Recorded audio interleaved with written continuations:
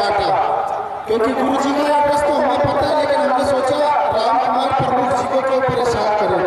और सही बात बताए तो कल शाम को जब मुझे पता चला कि नारी में दंगल है, तो मैंने डायरेक्ट फोन किया प्रमुख जी को, तो इन्होंने कहा कि हाँ भाई हमारे गांव में दंगल है, पारस थापा हम तो तुम्हें पहले से बुला रहे हैं, हमारे घर पे आओ, किसी भी चीज़ की प्रॉब्लम हो हमारे पास में आओ।